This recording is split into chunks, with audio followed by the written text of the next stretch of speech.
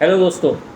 आज मैं आपको अपनी नई किताब कविता संग्रह एक अभिव्यक्ति के बारे में कुछ बताना चाहूँगा। यह किताब अब किंडल में अवेलेबल है और आप जाके इसे परचेज कर सकते हैं। इस किताब में क्या है? यह एक बाइलिंगुअल किताब है, जिसका मतलब है कि दो भाषाओं में लिखी गई है। इसमें जो कविताएं हैं वो तो हिंदी में हैं, देवनागरी में, और इनका ट्रांसलेशन अंग्रेजी में किया गया है as a part of synopsis, so that जिनकी हिंदी थोड़ी तंग है वो अंग्रेजी में भी पढ़ सकें और समझ सकें। इस पूरे उसका उद्देश्य यह है कि ये किताब ज़्यादा से ज़्यादा लोगों द्वारा पढ़ी जा सके। और इन कविताओं में आप अगर देखेंगे तो इसमें हर वर्ग के व्यक्ति के हिसाब से कविता लिखी गई है। इसमें एक तरफ रोमांस है, तो इसमें पति पत्नी के बीच के जो नोक झोंक हैं उनको भी कवर किया गया है। इसमें एक तरफ कुछ हास्य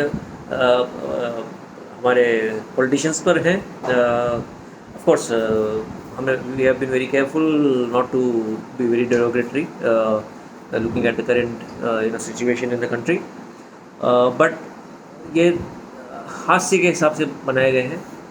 और साथ में जो देश की वस्तु स्थिति है उस पर भी कुछ प्रकाश डाला गया है। आज जो भाषा का विवाद हो रहा है उस पर भी मैं ये कहना चाहूँगा कि इस किताब के माध्यम से हमने ये जाहिर करने की कोशिश की है कि हिंदी हमारी राष्ट्रभाषा है, और चाहे ये पूरे राष्ट्र में सब जगहों में ना बोली जाती हो, बट इसका अपना महत्व है। एज ए हिंदुस्तान हमें हिंदी तो जानना ही चाहिए।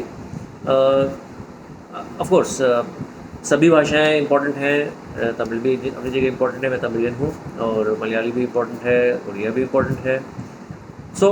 जहाँ हम अंग्रेज़ी सीखते हैं क्योंकि अंग्रेज़ी से हमें है ना रोज़गार के अवसर बढ़ते हैं ना, हिंदी भी हमें सीखना चाहिए क्योंकि ये हमारी हिंदी हमारी देश की भाषा है। आप क्षेत्रीय भाषा भी सीखिए, अच्छी बात है। जितनी ज़्यादा भाषाएं आप सीखोगे उतना अच्छा है। कोई भी भाषा किसी दूसरे भाषा के ऊपर तो है नहीं। और जहाँ तक कविताओं का सवाल है, मेरा ये मानना है कि जो आजकल स्टैंड अप कॉमेडी जो चालू हो गई है उसमें वैसे तो जो है काफ़ी अट्रैक्टिव तरीके से लोग बात करते हैं और लोगों को रिझाते हैं, बट काफ़ी गाली गलौज भी होती है उसमें, क्योंकि आपको इंस्टेंट परफॉर्मेंस देना होता है। तो आपको लगता है कि यार थोड़ी गाली गलौज से जो है ज़्यादा वाहवाही मिलेगी, तालियां मिलेंगी।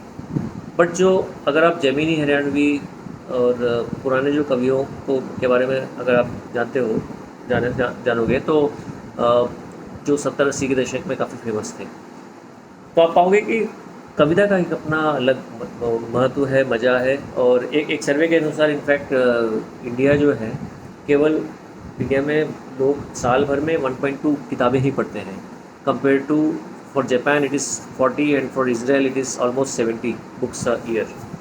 एंड इससे एक चीज़ जो निकल के आती है कि पढ़ा लिखा होना केवल क्वालिफिकेशन या डिग्री से नहीं होती है, साथ में आप में एक पढ़ने की लगन होनी पड़ेगी, और इससे एक कल्चर डेवलप होता है।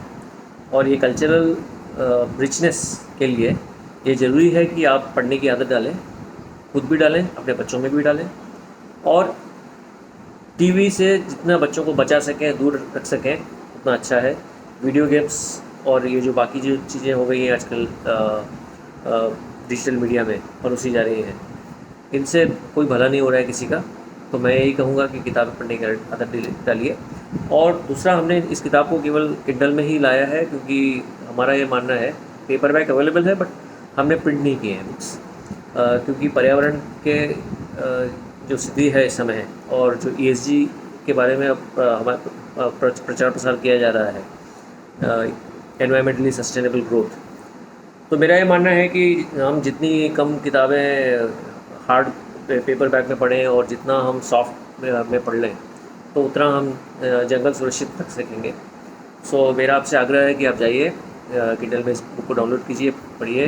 It's available at a very very reasonable price, and कृपया अपने कमेंट्स भी हमें दीजिए ताकि हम अपनी अगली किताब जो कि गणित पर आधारित होगी, जिसमें ये प्रयत्न किया गया है कि कैसे गणित को बढ़ावा दिया जाए बच्चों में, कैसे उसके महत्व को बढ़ाया जाए, ताकि जो बच्चे डरते हैं, जो घबराते हैं गणित जैसे गुरु विषय से उसको आसानी से समझ सकें, उसको व्यवहारिक रूप में इस्तेमाल कर सकें.